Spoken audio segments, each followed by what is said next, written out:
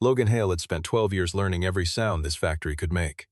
When the new assembly line began failing without warning, he already knew why. One $12 relay quietly overheating behind a control panel nobody had ever opened. He explained it calmly to the board. The new CEO, Isabella Marsh, laughed in his face. "A $12 fix?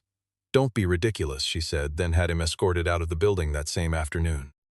7 months later, after $700,000 disappeared into outside contractors and a desperate engineering overhaul, the machines were still failing exactly as he predicted. Stay until the very end to see how a single $12 part finally humbled a CEO who wasted a fortune.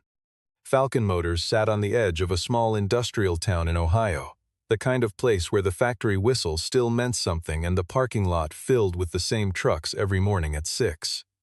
Logan Hale had walked through those gates for 12 years, long enough to know the building the way some men know their own hands, the way a farmer knows weather before the sky changes. He was 34 years old, broad-shouldered from years of climbing scaffolding and crawling under conveyor lines, and he carried himself with the quiet patience of a man who had learned that machines, unlike people, always told the truth if you listened closely enough. His wife had passed away when their daughter was barely 3, leaving Logan to build a small, steady life alone in a rented house 2 streets from the elementary school, where mornings began with cereal bowls and quiet routines rather than conversation. He never complained about any of it, not to coworkers, not to neighbors, and certainly not to his daughter, who only ever knew her father as calm, dependable, and endlessly patient with her questions. He was not an engineer by degree, only by instinct, the kind sharpened by thousands of hours spent listening to motors hum and belts stretch and bearings whine just before they failed. The men on the floor called him the one who could diagnose a problem with his eyes closed, simply by standing near a machine and feeling the rhythm change beneath his palm. There had been a winter, years earlier, when an entire stamping press had gone down for 2 days under the official engineering team, only for Logan to find a cracked hydraulic seal within an hour of being called in on his day off, unpaid and unthanked beyond a quiet nod from the shift supervisor. Connor Webb, the floor manager, had relied on him quietly for years, sending him into the worst breakdowns because Logan rarely needed more than an hour to find what 3 engineers couldn't find in a week of meetings and reports. Nobody in the front office knew his name, not really, not beyond a line item on a payroll sheet, somewhere in a folder nobody opened. He existed in the part of the company that kept everything running while the people upstairs argued about quarterly numbers, and that arrangement had suited Logan fine, because it left him enough hours to pick up his daughter from school and still make dinner most nights, usually something simple, usually shared at a small table by a window that looked out onto a quiet street. The town itself had grown up around the factory decades earlier, back when Falcon Motors still bore the name of Isabella's grandfather rather than a corporate logo printed across glass doors. And most families on Logan's Street had at least one relative who had worked the line at some point in their lives. Logan's late wife had grown up 3 blocks from where he now lived, and there were still mornings when he passed the small diner where they had shared their first meal together, the memory arriving softly rather than painfully after all these years apart. He kept a single photograph of her on the kitchen windowsill, faded slightly from years of sunlight, positioned where his daughter could see it each morning without either of them needing to mention it out loud. Evenings in that house followed a rhythm Logan had built carefully over the years, homework spread across the kitchen table while dinner simmered on the stove, the two of them talking about small, ordinary things that mattered far more to him than any recognition he might or might not receive at work. He never once told his daughter how tired the work made him some days, choosing instead to ask about her spelling tests and her friends, believing that a steady, predictable home mattered more than anything happening inside the factory gates. The trouble started on a Tuesday morning in early spring when the new assembly line, installed only months earlier at considerable cost, began shutting itself down without warning. At first it seemed minor, a single stoppage that cost 20 minutes of production and earned little more than a frustrated sigh from the shift supervisor.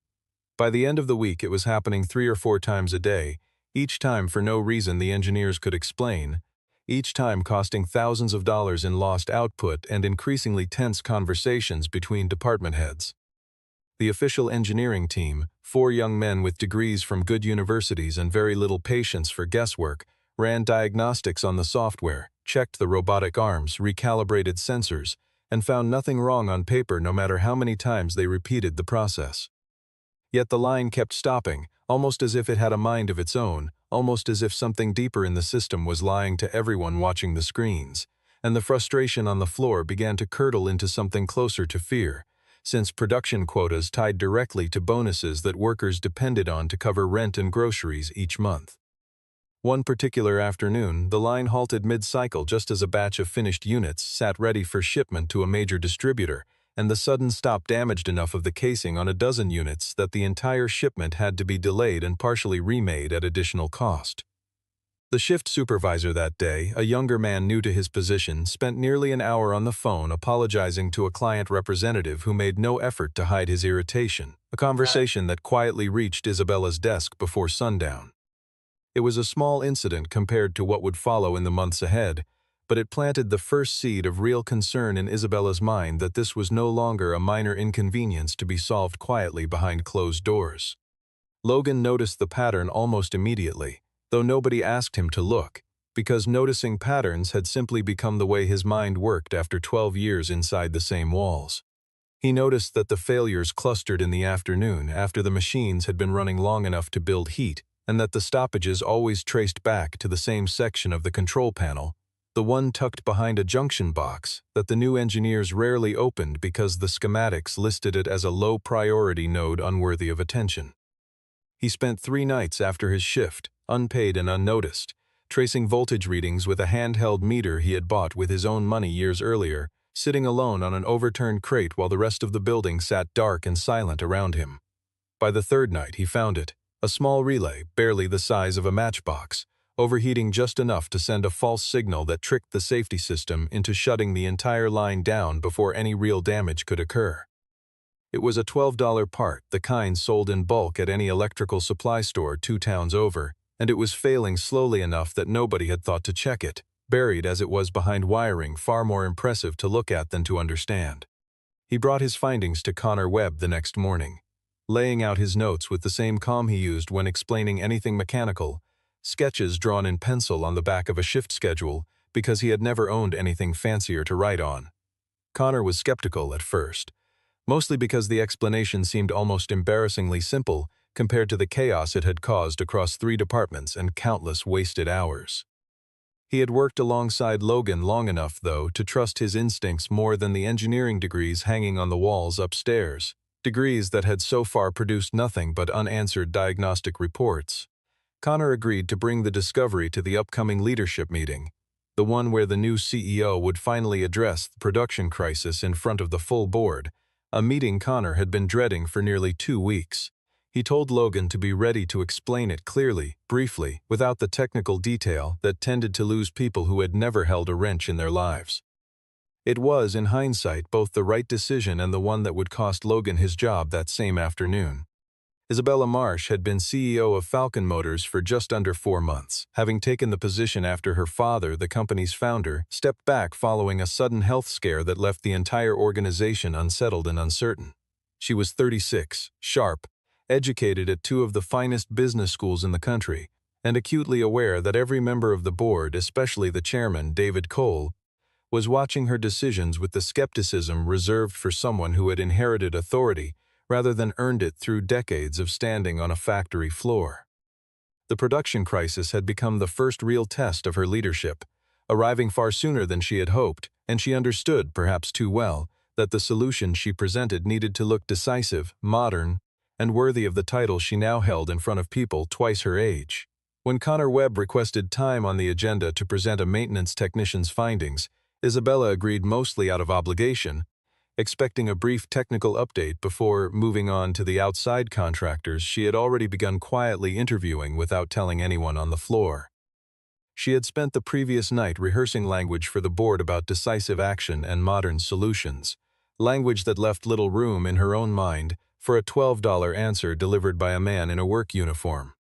The meeting took place in the glass-walled conference room on the top floor, the kind of room Logan had only seen twice in his entire career, both times to deliver paperwork rather than speak. He stood at the head of the table in his work uniform, slightly out of place among tailored suits and polished shoes, and explained the relay calmly, methodically, the way he might explain anything to a curious apprentice standing beside him on the floor. He said the part cost $12 and could be replaced within an hour, that he had already sourced 3 units from a supplier 2 towns over just in case, and that the fix would likely end the stoppages entirely once installed. The room went quiet for a moment, not because the explanation was unconvincing, but because it was almost too simple for the kind of crisis everyone in that room had spent weeks treating as catastrophic and unsolvable. David Cole leaned forward slightly, studying the hand-drawn diagram with something close to genuine interest, while 2 younger board members exchanged a glance that suggested cautious hope rather than dismissal. Isabella looked at the diagrams Logan had drawn by hand, looked at the simple wiring sketch tucked beside complex engineering reports stacked neatly on the table in front of her, and something in her hardened almost instantly. She needed, in that moment, to appear commanding in front of David Cole, who sat at the far end of the table with his arms crossed, waiting to see whether his newest executive could handle pressure without flinching or deferring to someone several pay grades beneath her.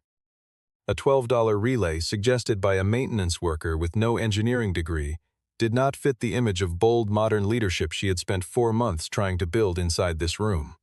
"A $12 fix? Don't be ridiculous," she said, her voice sharp enough to cut through the quiet, loud enough that nobody dared contradict her or ask a single follow-up question.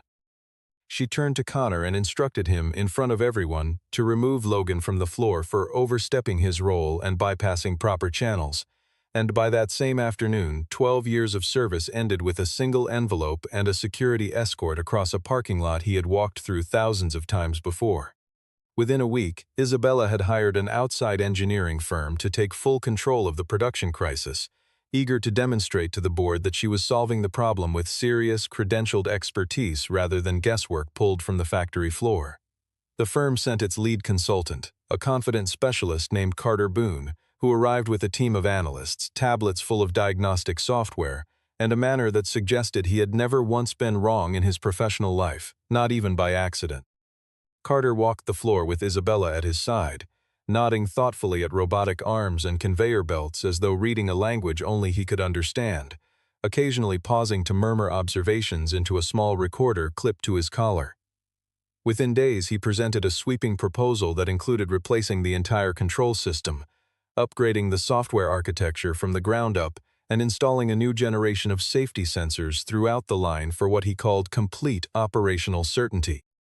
The price tag was steep, well into 6 figures before any labor costs were added, but Isabella approved it almost immediately, relieved to finally have a plan that sounded sophisticated enough to satisfy a board growing impatient with silence. Carter shook her hand afterward and told her, with the easy confidence of a man who had said it many times before, that within 3 weeks this problem would be nothing but a story they told at future meetings.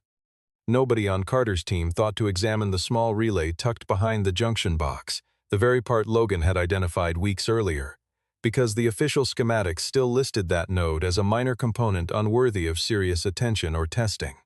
The new control system was installed over 3 exhausting weeks, costing nearly $200,000 in equipment, software licensing, and specialized labor flown in from out of state. For a few days it seemed to work, the line running smoothly enough that Isabella allowed herself a small breath of relief during a quiet dinner alone in her apartment, the first calm evening she had experienced in over a month. Then the stoppages returned, this time more erratic than before, sometimes shutting the line down twice within a single hour, sometimes running clean for an entire shift before failing without warning at the worst possible moment. Carter assured Isabella it was simply a software calibration issue, something his team could resolve with additional diagnostic equipment ordered from a specialized supplier on the coast, and he requested another significant sum to bring the new instruments in as quickly as possible. Isabella authorized the spending again, increasingly aware that retreating now would look far worse in front of the board than pressing forward with confidence she no longer fully felt. The new diagnostic equipment arrived after another delay. The testing took nearly 2 additional weeks. And the conclusion Carter's team eventually reached was that the entire wiring harness needed replacement, a project considerably larger and more expensive than anything attempted so far in the crisis. By the time that phase was finished, the total spent on outside contractors had climbed past $400,000, and the line was still stopping with the same maddening unpredictability that had started the entire crisis months earlier, as though mocking every confident proposal placed in front of it. Workers on the floor grew quietly frustrated, watching consultants in pressed shirts walk past machines they barely seemed to understand, occasionally asking questions that made veteran technicians exchange tired glances behind their backs. One older machinist, a man named Walter who had worked the line for almost 20 years, muttered to a coworker one afternoon that the answer was probably something small they had all walked past 100 times, though neither of them knew at the time how close that remark had landed to the truth. David Cole visited the facility once during this stretch, unannounced, and found Carter Boone presenting yet another revised timeline to a small group of managers near the loading dock.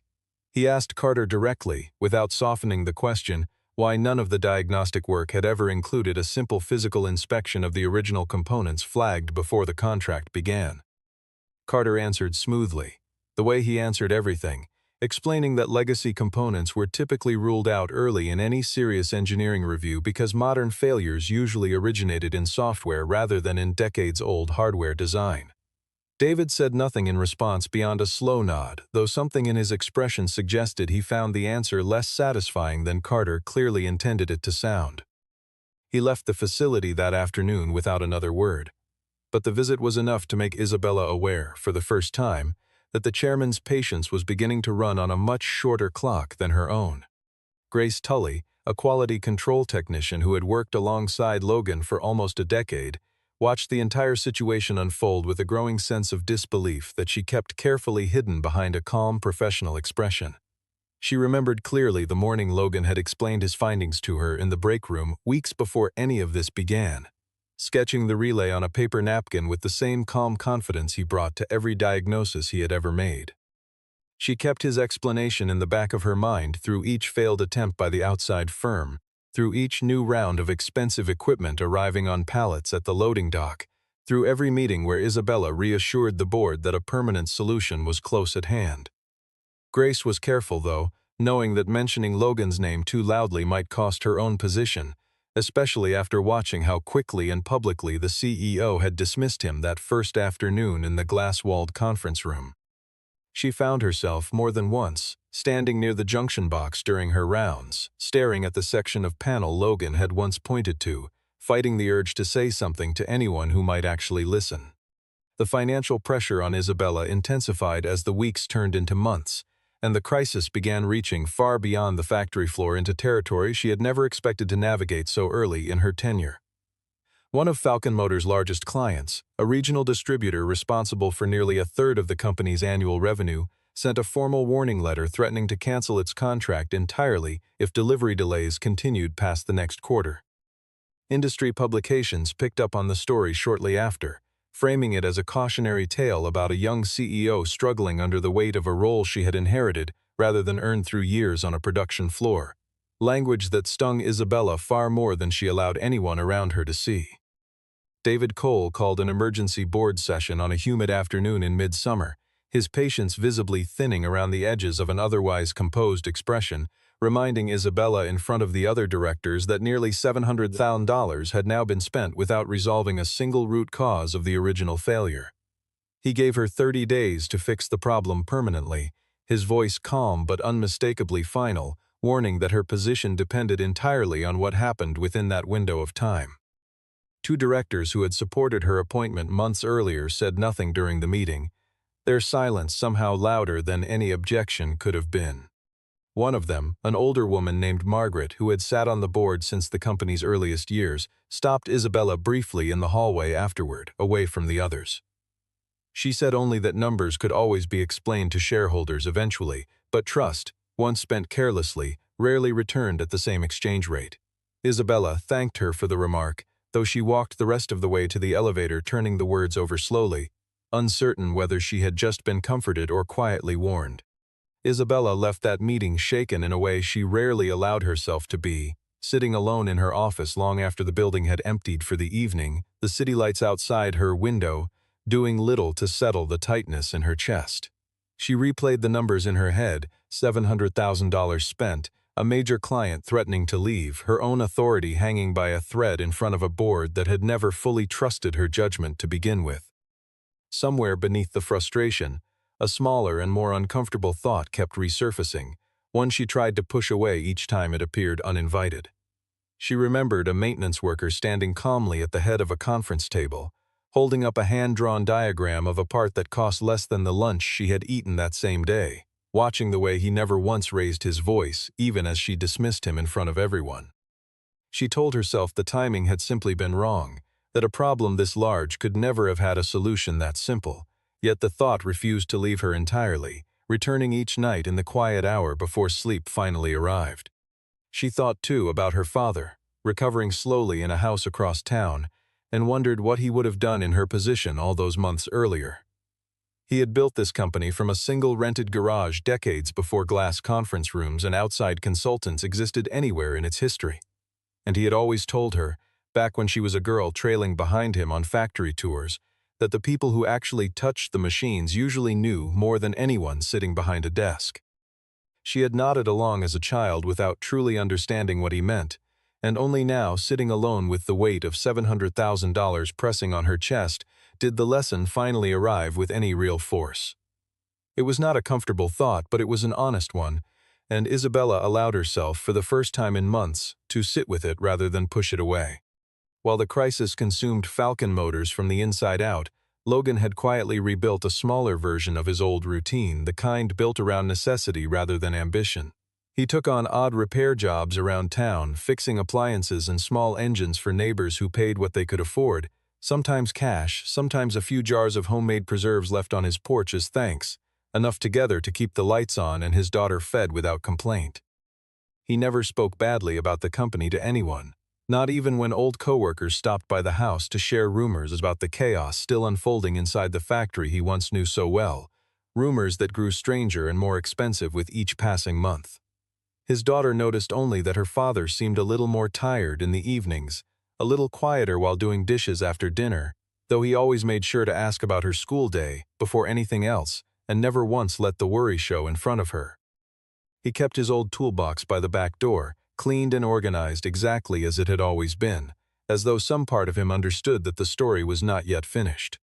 One evening, while drying dishes together after dinner, his daughter asked him plainly why he no longer went to the big factory anymore, the one with the loud machines she had visited once on a school trip years earlier. Logan considered the question carefully before answering, the way he considered most things, and told her simply that sometimes grown-ups make decisions that are not fair, but that being right quietly was usually better than being loud about it. She seemed satisfied with that answer in the easy way children accept truths they do not yet fully understand, returning her attention to a half-finished glass of milk on the counter. Logan smiled faintly at that, grateful in a way he could not quite explain that his daughter's world remained small and steady even while his own had grown complicated in ways she never needed to carry. Grace Tully finally decided she could not stay silent any longer, especially after overhearing two executives near the break room discussing the possibility of shutting the new line down entirely if the next round of repairs failed to produce results within the month. She found Logan's number through a mutual friend from church and called him on a quiet Sunday evening, her voice slightly unsteady as she explained everything that had happened since his dismissal, the outside contractors, the failed upgrades, the staggering total now approaching $700,000 spent chasing a ghost. Logan listened without interrupting, the way he always listened, sitting at his kitchen table with the phone pressed to his ear while his daughter colored quietly nearby. When Grace finished, he simply said that the relay was likely still the problem, since nothing she described suggested anyone had actually located and replaced it during all those weeks of testing. Grace asked, somewhat hesitantly, whether he would be willing to come back if given the chance, and Logan paused only long enough to glance toward his daughter's bedroom door before answering quietly that he would, if asked properly this time, with no conditions attached beyond simple respect. Connor Webb, watching the company's reputation and his own department crumble under the weight of unresolved failures, finally found the courage to raise Logan's name directly with Isabella during a private meeting in her office. He chose his words carefully, framing it not as a contradiction of her earlier decision but as a practical low-cost option worth eliminating before the 30-day deadline expired, something any responsible leader would consider given the circumstances. Isabella resisted at first, the memory of that conference room still sharp and uncomfortable in her mind, unwilling to admit that bringing back the very person she had dismissed so publicly might be her only remaining option. Yet as the deadline closed in and Carter Boone's team requested yet another expensive round of testing equipment, this time citing the need for thermal imaging cameras imported from overseas, her resistance finally gave way to something closer to quiet desperation. She told Connor in a voice far quieter than the one she had used months earlier in that glass-walled room, to call Logan and ask him to return for a single day, framed only as a routine consultation rather than any kind of admission of fault. Logan arrived at the factory early on a gray Thursday morning, wearing the same simple work uniform he had worn for 12 years, carrying a small toolbox and the same quiet composure that had defined him long before any of this began. Connor met him at the gate, visibly relieved, shaking his hand a little longer than usual before walking him directly to the section of the line still causing trouble, careful to avoid mentioning the hundreds of thousands of dollars already spent trying to solve what Logan had identified for free months earlier. Word had already begun moving through the floor by the time they reached the control panel, workers pausing their tasks just long enough to watch, some of them whispering to each other about the man who had once been escorted out for saying exactly what everyone now wished someone had listened to. Logan opened the junction box without hesitation, located the same overheating relay he had diagnosed before, and held it up for Connor to see, the metal casing slightly discolored from months of repeated strain and heat. He replaced it with a new unit from his toolbox, the kind any electrical supply store carried for around $12, working with the calm efficiency of a man performing a task he had rehearsed 1,000 times in his mind. The entire procedure took less than 15 minutes from start to finish, quieter and less dramatic than anything the expensive consultants had attempted over the previous 7 months.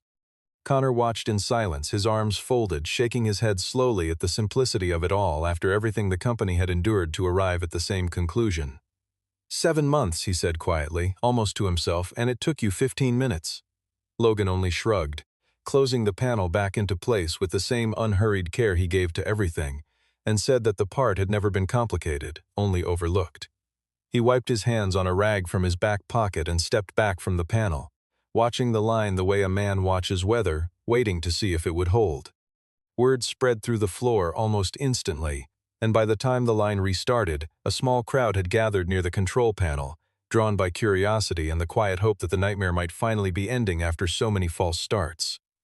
The conveyor system hummed back to life smoothly, the robotic arms moving in steady, uninterrupted rhythm, and the safety system remained silent for the first time in months, no warning lights, no sudden halts, nothing but the steady mechanical pulse of a line finally working as intended. Isabella arrived on the floor just as the line completed its first full cycle without incident, having been informed only that Logan was on site for a brief consultation, not expecting to witness the resolution firsthand or this quickly. She stood at the edge of the crowd, watching machines run cleanly for the first time since the crisis began, and felt the weight of 7 months and $700,000 settle uncomfortably across her shoulders like something physical pressing down on her chest. Workers around her began murmuring quietly to one another, some smiling, some simply relieved, none of them quite meeting her eyes, though nobody said anything directly to her about what the moment so clearly revealed. David Cole happened to be touring the facility that same afternoon, part of his ongoing oversight following the 30-day ultimatum, and he arrived just in time to see the line operating without interruption for nearly 2 consecutive hours, longer than it had managed in months. He asked, with the directness that had made him chairman in the first place, exactly what had been done to resolve the issue, his eyes moving slowly across the faces gathered near the control panel. Connor, unwilling to soften the truth any further after everything he had witnessed over the past 7 months, explained plainly that a maintenance technician had replaced a small relay identical to the one identified months earlier before his dismissal from the company. The silence that followed was heavier than anything Isabella had experienced in any boardroom, heavier even than the meeting where her authority had first been openly threatened in front of her peers. David turned to her, his expression unreadable, neither angry nor pleased, simply waiting, and asked only one quiet question. How much had the company spent reaching the same conclusion this man had offered for free almost a year earlier? Isabella did not answer immediately, partly because the number felt almost unbearable to say aloud in front of the very person whose dismissal had set everything in motion months ago. She finally admitted the figure, nearly $700,000 across outside contractors, equipment and testing, and watched David's jaw tighten slightly as he absorbed the full weight of it standing there on the factory floor. Rather than retreating into excuses or deflecting blame onto the consultants, something she might easily have done months earlier in this same position, Isabella turned instead toward Logan, who stood quietly near the control panel, closing his toolbox as though nothing unusual had happened at all. She walked toward him directly, in front of Connor, David, and the small crowd of workers still lingering nearby, and said, simply and clearly, that she had been wrong to dismiss him the way she had, and wrong to dismiss what he knew long before she ever understood the cost of that mistake. Her voice did not waver, though her hands clasped tightly in front of her told a different story to anyone paying close attention. Logan accepted the apology with the same calm he carried into everything, neither gloating nor performing humility he didn't feel, simply nodding once and saying that he only wanted the chance to do his job properly, with the recognition it had always deserved from the very beginning. Isabella, perhaps for the first time since taking the role, allowed herself to be honest in front of the board chairman rather than defensive, admitting quietly that her decision months earlier had been driven more by image and fear than by sound judgment. She offered Logan his position back immediately, along with a newly created role overseeing maintenance diagnostics company-wide, a title that finally matched the expertise he had quietly carried for over a decade without recognition. Logan accepted, not out of triumph or any desire to prove a point, but because the offer felt like simple fairness finally arriving, later than it should have but honest all the same. David Cole shook Logan's hand before leaving the floor that afternoon, a small gesture that carried more weight inside that building than any formal announcement could have managed.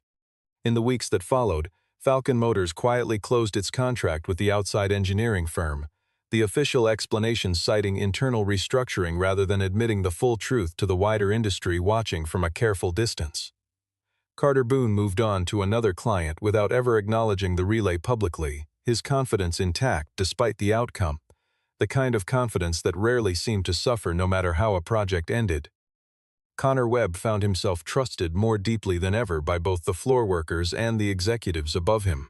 His earlier willingness to speak up for Logan quietly remembered by people who mattered more than he realized at the time.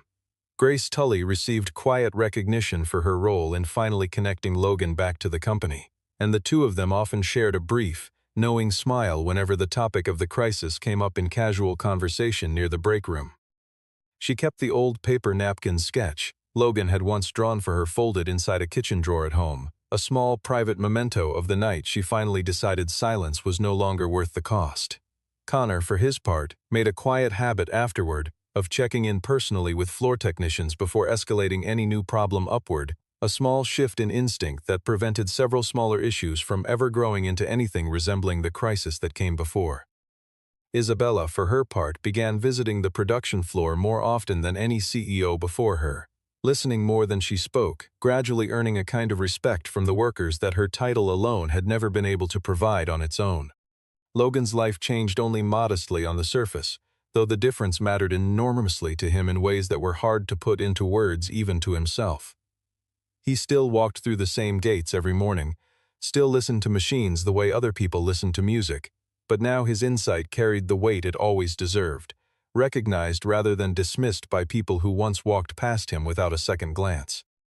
His daughter noticed, in the simple way children notice such things, that her father seemed lighter in the evenings, more willing to laugh at small jokes during dinner, more present during the quiet hours after homework was finished and dishes were cleared away. Isabella occasionally stopped by his section of the floor, not out of obligation but out of something closer to genuine curiosity, asking questions she once would have considered beneath her position, listening carefully to his answers in a way she rarely had before everything that happened. She kept a small framed copy of his original hand-drawn diagram in her office afterward, not as a trophy but as a quiet reminder of the cost of looking away from simple truths. Nothing between them ever became more than mutual respect carried in small, quiet gestures, an occasional nod across the floor, a brief exchange about a new piece of equipment, nothing rushed or declared beyond what either of them was ready to acknowledge. Yet something had shifted permanently in how the company operated, in how Isabella led, and in how Logan's quiet expertise was treated by everyone who once overlooked it without a second thought. New hires in the engineering department were quietly encouraged, in their first week, to spend time walking the floor with veteran technicians before touching a single diagnostic tablet. A small policy change nobody publicized but everyone on the floor noticed and appreciated. Carter Boone's firm was never mentioned again in any internal meeting, his name fading quickly from a company that had once treated his arrival as a turning point worth celebrating. Even Walter, the older machinist who had once muttered his quiet suspicion about something small being overlooked, found himself occasionally asked his opinion in meetings he would never have been invited to a year earlier. The $12 relay remained, in a strange and almost humbling way, the most expensive lesson Falcon Motors ever learned, a small piece of metal that cost the company nearly $700,000 to rediscover and cost one calm, steady man nothing at all to find in the first place. By the time autumn arrived, the assembly line ran without a single unexplained stoppage, the client letter long since withdrawn. The board's earlier tension quietly dissolved into something far closer to renewed confidence in Isabella's steady, hard-won judgment. She kept that small frame diagram on her desk through every season that followed, a quiet correction against the temptation to ever again mistake simplicity for foolishness, a reminder she found herself glancing toward more often than she ever expected to in her first difficult year leading the company her father had built. And Logan Hale walked home each evening the same way he always had, unhurried, unbothered, his daughter's small hands sometimes finding his along the familiar sidewalk, quietly certain that some truths, however small, were always worth waiting for.